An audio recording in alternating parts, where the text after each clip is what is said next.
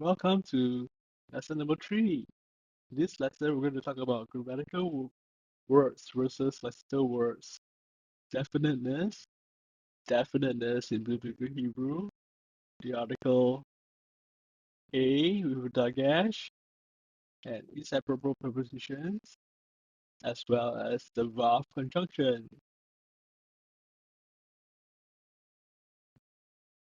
Grammatical words versus lexical words.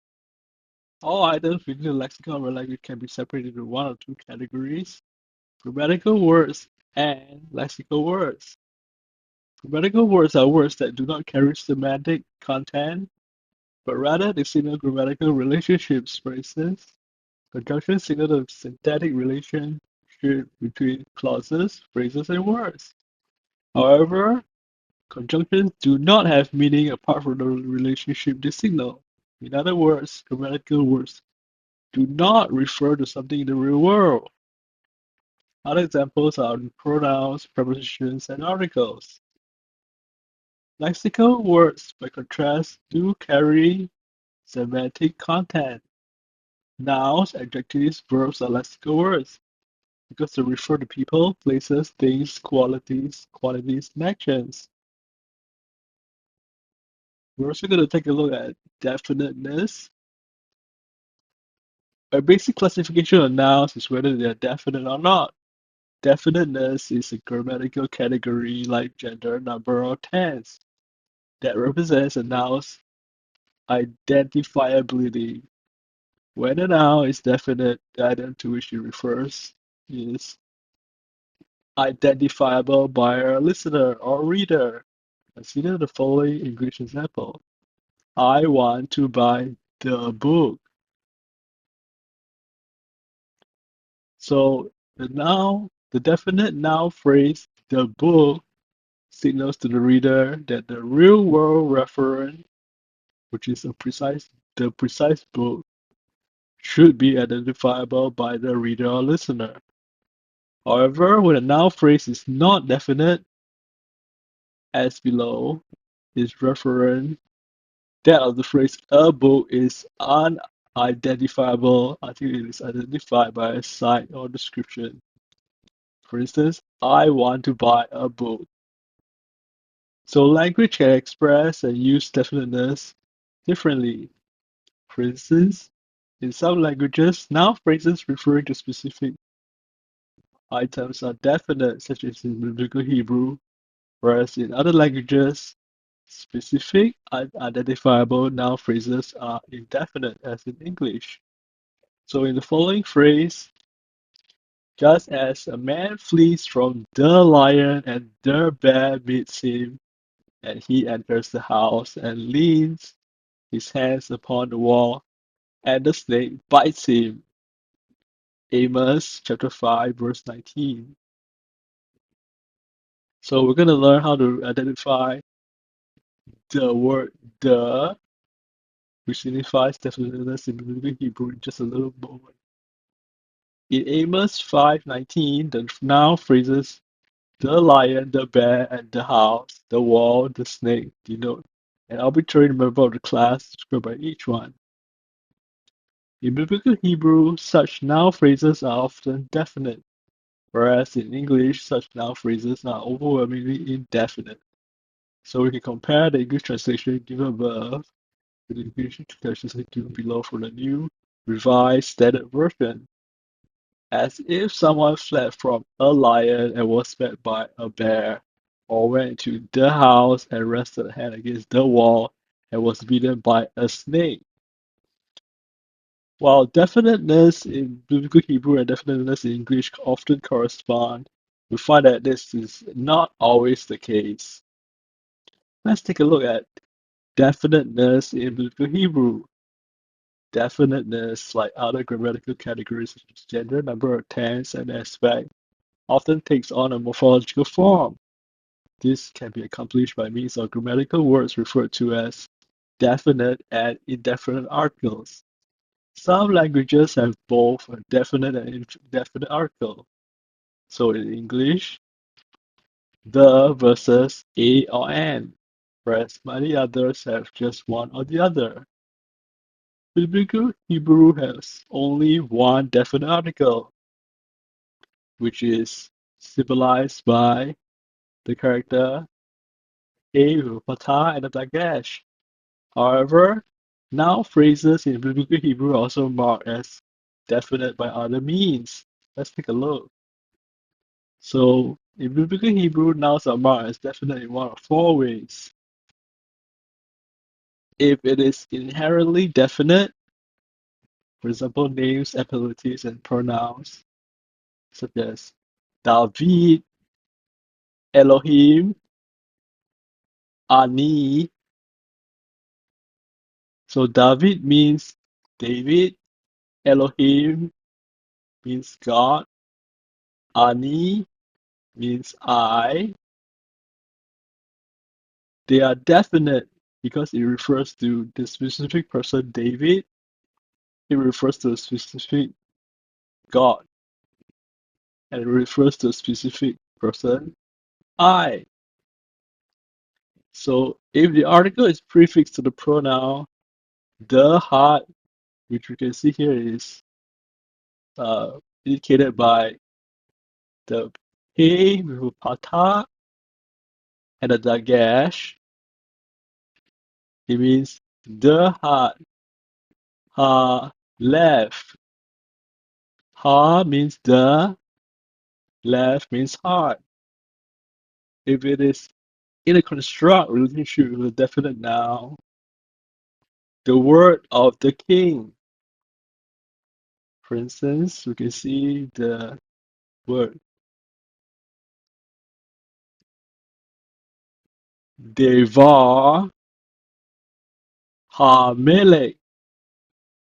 Devar means word, the word.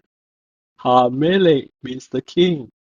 So if the final absolute form of this word, the which means king, has a definite article in front, a, pata, and a dagesh, the whole construct chain is also definite. If a possessive pronoun is suffixed, for instance, for example, li, bi, li, bi. So the yod behind here indicates that it's my heart.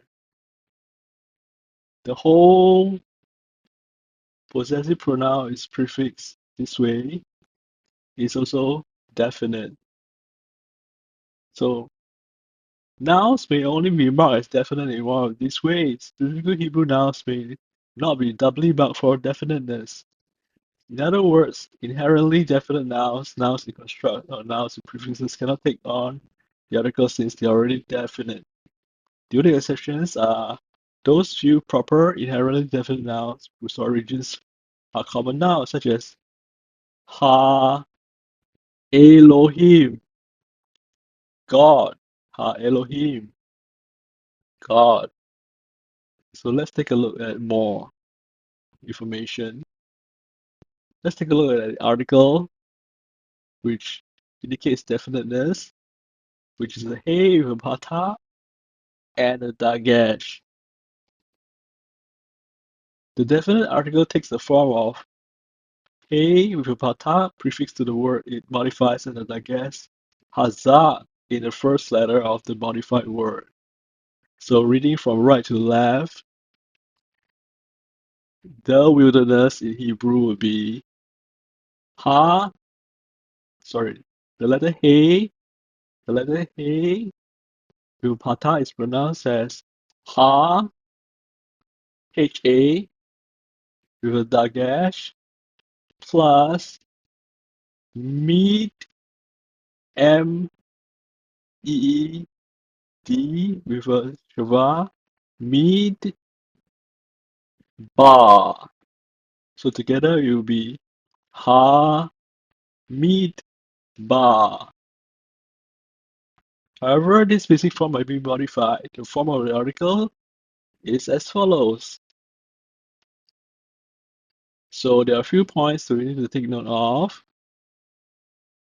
It doesn't always appear as a Hey with a patah can appear in other forms to indicate definiteness.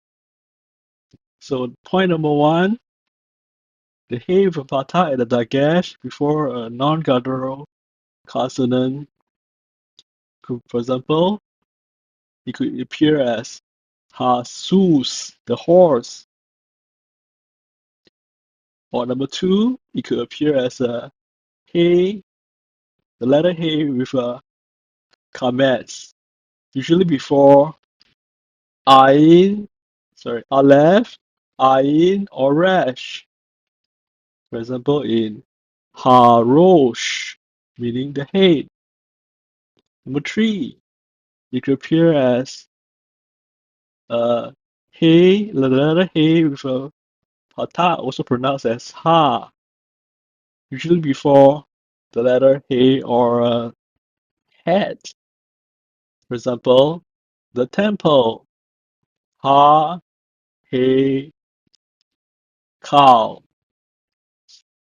Or number four, could appear as a letter hey with three dots, which is a sigil, and it's pronounced as hey, not ha anymore, but hey, before these characters, a ha, or ah in a stress forms. For example, the mountains, hey, harim. It could also appear as ha, but before these characters we just stress. These are also pronounced as ha or ah. For example, the mountain, ha, ha. But before this character, ha, it is hey. For example, the valor, hey, ha, you. So this is a summary chart of what we just seen. So in general, you can see that if the word is longer, then the vowel length is shortened on the right hand side here as it spreads out the pronunciation, vocalization over a longer word. So let's move on and take a look at a few others. There are a few nouns whose vowel changes when the article is added to them. For example, reading from the right to the left, the earth. So D is indicated as a ha with a dagesh plus eretz, meaning earth. It becomes ha aretz. So ha aretz. So the vocalization of the word changes, but the meaning is the same. So the garden becomes ha plus gan. It becomes ha gan. So you can see that um, because the letter over here in the middle, which is a gimel, you can take a dagesh. There is no change to the pronunciation of the word. But as we can see in the first word, because aleph is a guttural, it cannot take a dagesh. There is something called a compensatory lengthening back toward the letter hey. That's why its sound changes.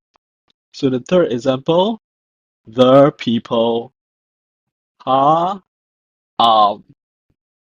So in the same manner, ayin in the middle, the word here, ayin, is considered a guttural letter, so it cannot take a dagesh, so there is compensatory lettering again back toward the letter A, which is why its vowel changes a little bit, but it's still pronounced as ha, am. So in the next section, let's take a look at inseparable prepositions. So prepositions are another type of grammatical word. They serve only to relate to a noun phrase, or clause identically to other words in the sentence. For instance, in English, the preposition into relates immediately the following noun phrase, the store, to the preceding word phrase, they ran. They ran into the store. Thus, prepositional phrases serve to specify the location, direction, manner, means, time, possession, etc. for other constituents such as verb phrases, noun phrases, and clauses. The most common prepositions in Biblical Hebrew are clitics, that is, words that cannot stand on their own. There are three inseparable prepositions which may be prefixed to nouns, adjectives, infinitives, and participles. That is, they are proclitic. So these are the three forms. If we see a bat with a shuva, with a dagesh in the letter bat and a shuva, it means in or at. If we see a calf with a shuva, it means like or as. If we see a lamet with a shuva, it means to or for. So this can be attached to words. We'll see some examples now. The principles of vocalization for inseparable prepositions are, for instance, in these examples, we can see that if you have big, calf, or lamet before a consonant with a full vowel, for instance, lay, melek, it means to or for a king. For example, be, be, buy it.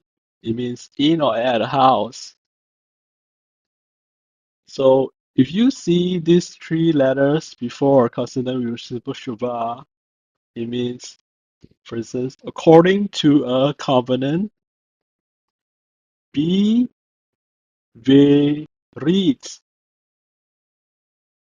But before the yod with a shuva, the vowel becomes yod hirik, which is this little dot here, the hirik. So reading from right to left, two or four Judah is indicated like this in Hebrew. Le plus Yehuda, it becomes, combined together, it becomes Lihuda. So the corresponding full vowel before a compound shuva can be shown in these examples. Reading from right to left, the letter kaf with shuva means that it's like that which. So combined together, the kaf means like, and combined with assure, together it means like that which. So together is read as sha asher ka asher ka asher ka asher. So for the phrase for Edom is a place, the name of a place. For will be le, and then the word Edom combined together is read as le Edom. Le Edom. The article vocalization before a noun of the article, that's the article's consonant hey is replaced by the inseparable preposition. So 2 or 4, the king, as you can see here, the letter hey is absorbed. So it, instead of everything appearing together, the letter hey is absorbed. So le ha melek becomes shortened to la melek. There are some special cases with the quiescent aleph, meaning the aleph becomes silent, but it still appears. So, for instance, 2 or 4 God is read as Le Lohim, Le Ohim, Le Lohim, and 2 or 4 the Lord is read as La Donai, La Donai. So these 3 characters before a stressed syllable in some words uh, could also appear as in this form. For instance, ba je, it means in this.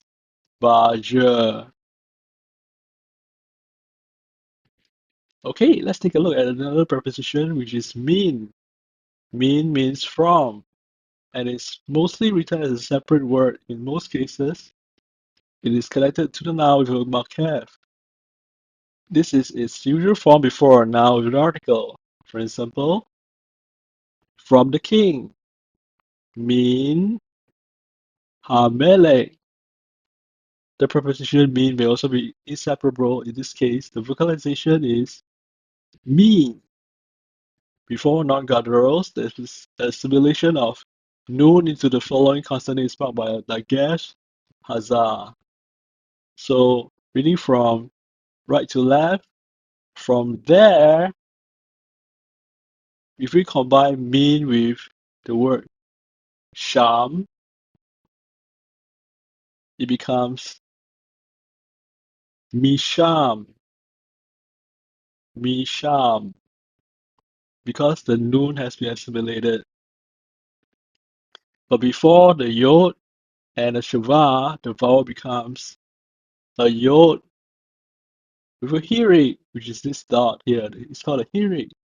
So reading from right to left, from Judah, mean from Yehuda becomes me Uda from Judah. The character may, the man with Sarai, 2 dots is Sarai, is pronounced as may. May before gutturals, the vowel lengthens because the guttural cannot be lengthened. That is, they do not allow dagesh hazah. So the phrase from a man becomes mean plus ish equals to, it becomes may ish, may ish. So let's take a look at the next one, which is a verb conjunction. So as mentioned previously, conjunctions are a type of grammatical word like an article. Conjunctions serve to connect words, phrases, clauses, sentences to each other syntactically. It could mean and, or but.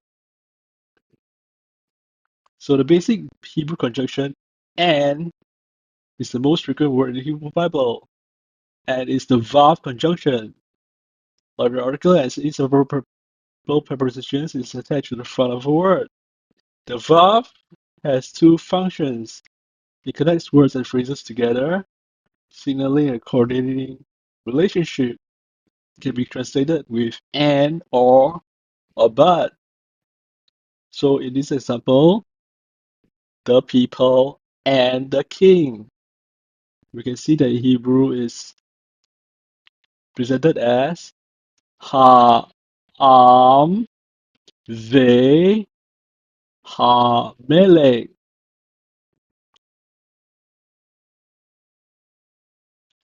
It also marks the beginning of a new clause and is untranslatable.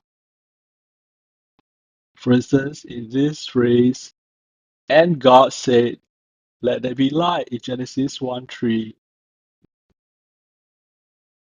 Vayomer, and he said, Elohim, God,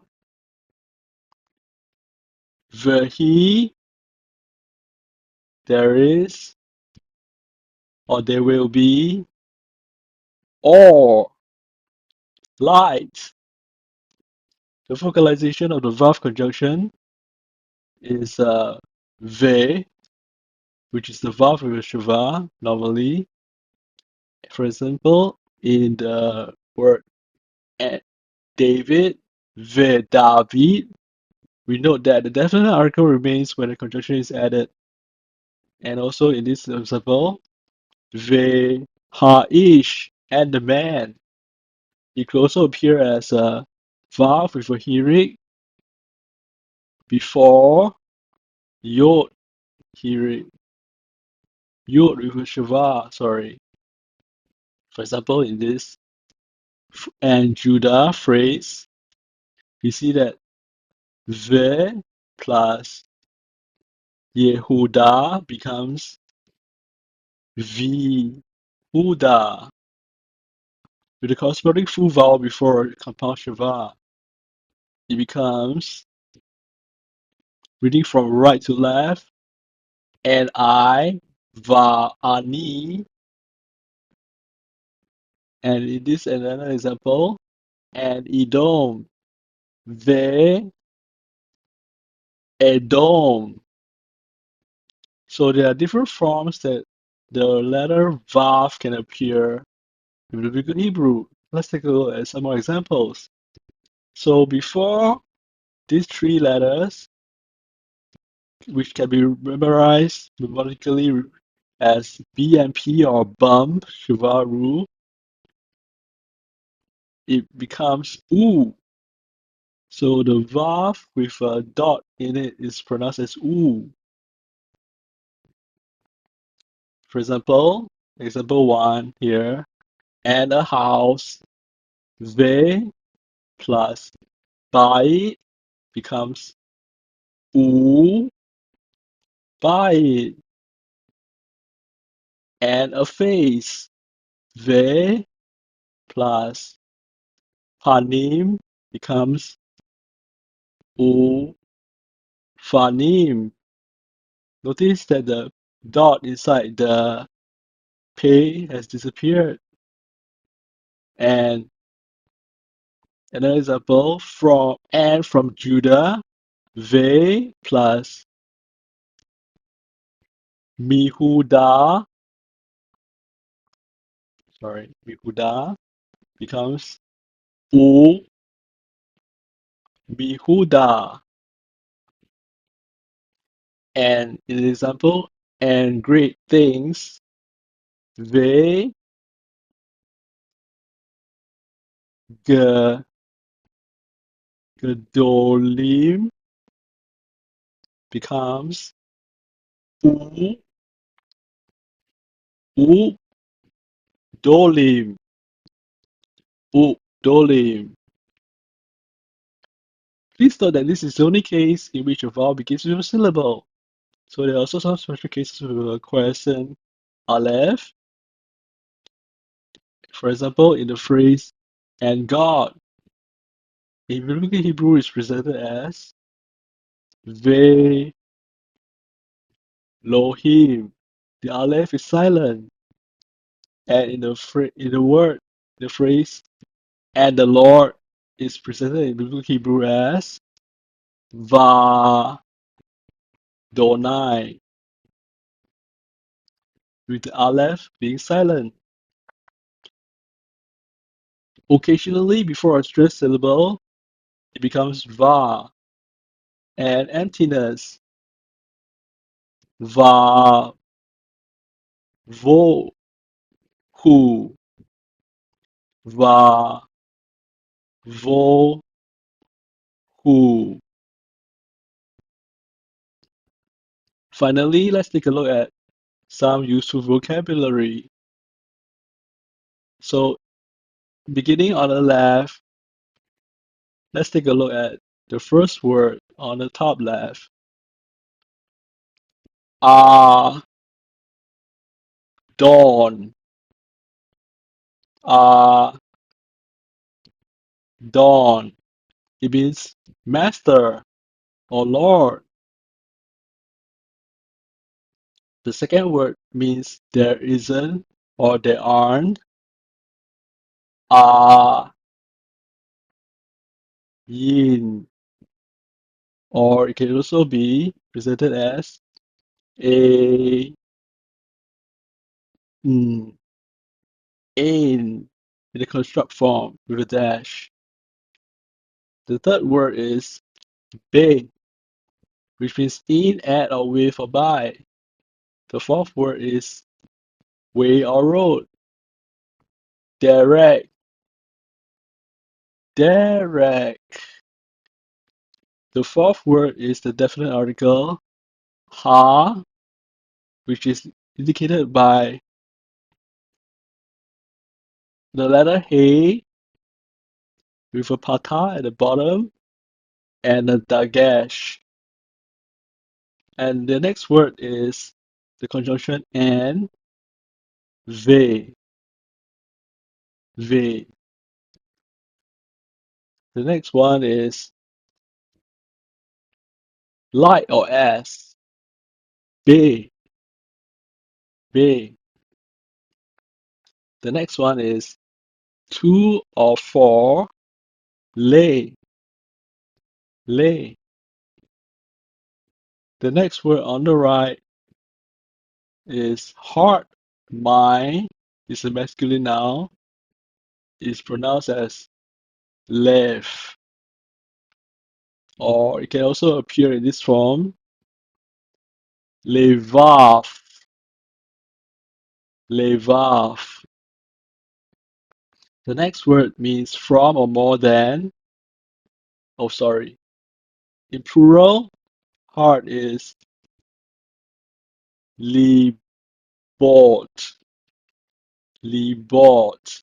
Notice that the letter bet has a dot inside, so it's pronounced like a B. Libot. The next word is mean, mean, M-I-N, mean, because this letter is the final form of noon. Mean means from or more than. The next word is Moshe, Moshe, which means Moses. The next word is life or self. It's pronounced as